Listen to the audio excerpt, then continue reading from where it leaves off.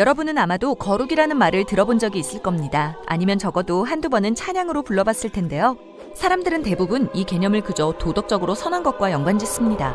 따라서 하나님은 도덕적으로 완벽하심으로 거룩하시다고 생각하죠. 네, 그것도 거룩의 일부예요.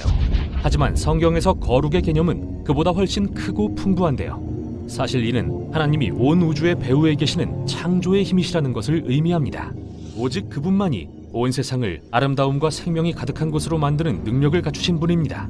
이 모든 능력이 하나님을 완전히 유일한 존재로 만드는데 이게 거룩이라는 말의 뜻이죠. 하나님의 거룩하심을 이해하는 데 도움이 되도록 태양에 빗대어 보겠습니다. 태양은 유일합니다. 적어도 태양계에서는요. 매우 강력하고 지구상의 모든 아름다운 생명의 원천이 됩니다. 그런 의미에서 태양을 거룩하다고 말할 수 있어요.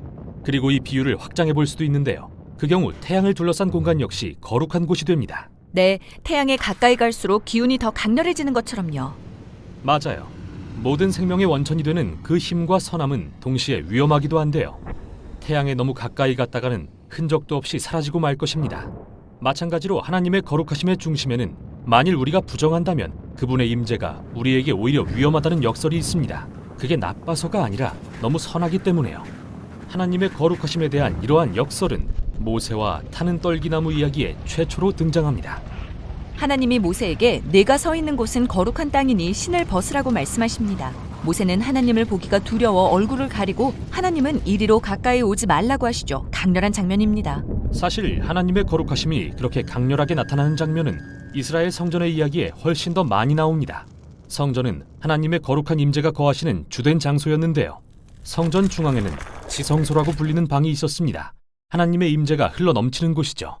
그리고 성전 주변에 사는 이스라엘 사람이든 성전 안에서 일하는 제사장이든 하나님의 거룩한 임재에 접근한다는 것은 위험을 수반하는 일입니다. 그거 참 문제네요. 그럼 어떻게 해야 하죠? 네, 성경이 제시하는 해결책은 그 사람이 정결해지는 겁니다. 도덕적으로 정결해져야 한다는 건가요? 네, 그리고 그건 이해하기 쉬워요. 그러나 성경은 많은 장을 할애해 다른 종류의 정결을 이야기합니다. 바로 의식적 정결인데요. 이것은 자신을 무엇이든지 죽음과 관련된 것으로부터 분리한 상태를 의미합니다.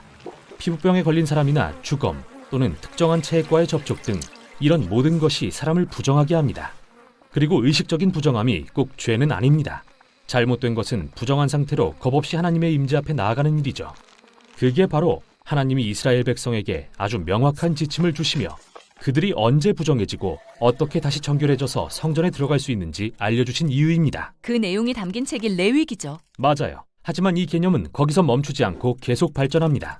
성경의 뒷부분에 가면 이사야 선지자의 아주 흥미로운 이야기를 발견하게 되는데요.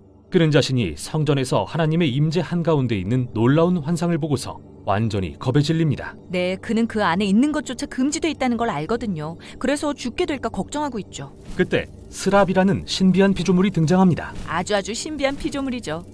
맞아요. 그때 스랍이 타고 있는 숯을 들고 날아오더니 그걸 이사야의 입술에 대며 아주 이상한 말을 합니다. 너의 악은 사라지고 너의 죄는 사해졌다. 어떻게인지 타는 숯이 이사야를 정결하게 한 거네요. 네, 신기하지 않나요? 보통 부정한 것을 만지면 그 부정함이 만진 사람에게 옮기 마련이잖아요. 그런데 지금 이 개념은 새롭습니다. 아주 거룩하고 정결한 숯이 이사야에게 닿자 그 정결함이 그에게 옮겨졌다는 거거든요. 하나님의 거룩하심이 이사야를 죽게 한 게 아니라 변화시키신 겁니다. 이게 시사하는 바는 아주 크죠. 하지만 여기서 끝이 아닙니다. 이번에는 에스겔 선지자의 이야기입니다.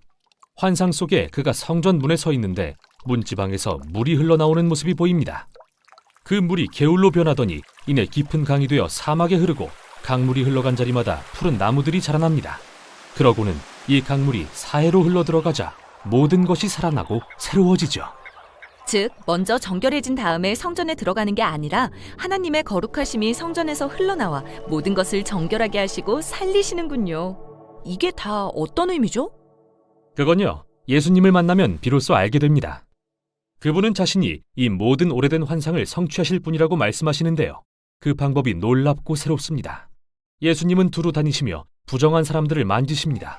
피부병을 앓는 사람, 혈루증에 걸린 여인, 죽은 사람들까지.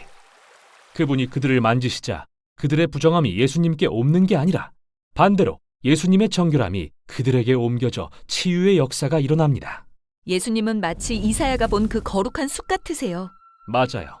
그리고 예수님은 자신이 하나님의 거룩하심을 드러내는 인간이 되셨으며 이제 그분과 그분을 따르는 자들이 하나님의 성전이라고 말씀하셨죠. 그들을 통해 하나님의 거룩하신 임재가 세상에 흘러들어가 생명과 치유와 소망을 가져오도록 말이죠. 바로 이게 예수님이 그분을 따르는 자들에게서 생수가 강물처럼 흘러나올 거라고 하신 이유입니다. 그럼 이건 다름 아닌 오늘 우리에 대한 이야기군요. 그런데 결말은 어떻게 되죠? 성경의 마지막은 하나님의 거룩하심에 관한 마지막 환상으로 끝이 납니다. 이번에는 사도 요한의 환상인데요. 거기에서 우리는 세상이 완전히 새롭게 변화되고 지구 전체가 하나님의 성전이 된 모습을 봅니다. 또한 에스겔이 본 그 강이 하나님의 임재로부터 흘러나와 모든 피조물을 적시고 온갖 부정한 것을 없애며 모든 생명을 회복시킵니다.